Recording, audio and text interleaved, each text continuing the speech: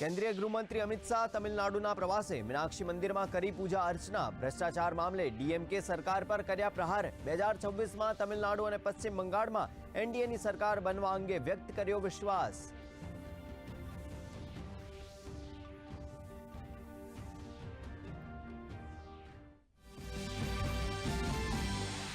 કોંગ્રેસ નેતા રાહુલ ગાંધીની મહારાષ્ટ્ર ચૂંટણી મામલે ટિપ્પણી પર મુખ્યમંત્રી દેવેન્દ્ર ફડણવીસનો વળતો પ્રહાર. કહ્યું, જીતથી વંચિત કોંગ્રેસ લોકોનું ધ્યાન ભટકાવવા કરી રહી છે પ્રયાસ. જનાદેશનું અપમાન ન કરવા આપી સલાહ.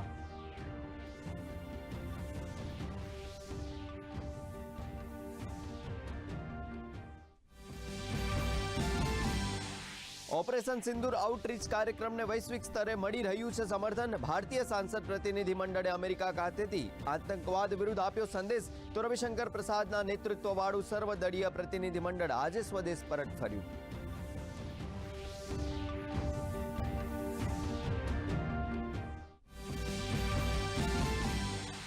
ચોમાસામાં ભારે વરસાદથી નુકસાન પામનારા રસ્તાઓના ત્વરિત સમારકામ માટે વિશેષ ગ્રાન્ટ મંજૂર. મુખ્યમંત્રી ભૂપેન્દ્ર પટેલે 149 નગરપાલિકાઓ માટે ₹107 કરોડની ગ્રાન્ટની કરી ફાળવણી. કેટેગરી મુજબ 40 લાખથી 1 કરોડ રૂપિયા સુધીની ગ્રાન્ટ થઈ મંજૂર.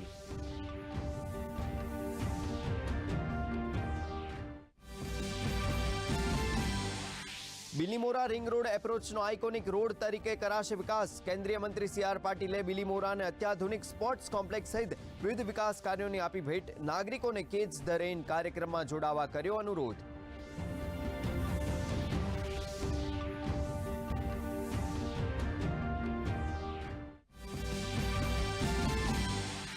રાજ્યમાં વધ્યું ગરમીનું જોર. 42 ડિગ્રી મહત્તમ તાપમાન સાથે કંડલા એરપોર્ટ સૌથી ગરમ વિસ્તાર. તો અમદાવાદ, ગાંધીનગર, સુરેન્દ્રનગર અને રાજકોટમાં 41 ડિગ્રી તાપમાનથી નાગરિકો ગરમીથી ત્રસ્ત. આગામી 7 દિવસ મહત્તમ તાપમાનમાં વધારો થવાની શક્યતા નહિવત હોવાનું જણાવતા હવામાન વિભાગ.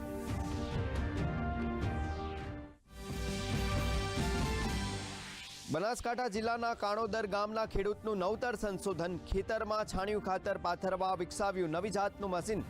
મશીનથી 4 મિનિટમાં 1 વીઘા ખેતરમાં પાથરી શકાય છે ખાતર.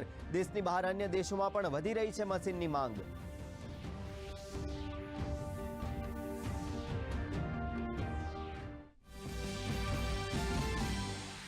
આજે વિશ્વ મહાસાગર દિવસ. લોકોને પ્રકૃતિ પ્રત્યે જાગૃત કરવાના ઉદ્દેશ્યથી ઉજવાય છે આ દિવસ. ગુજરાત પાસે 1600 કિલોમીટર વિસ્તાર ધરાવતો દેશનો સૌથી લાંબો દરિયા કિનારો. દેવના ગોમતી માતા બીચ ખાતે હાથ ધરાયું સફાઈ અભિયાન.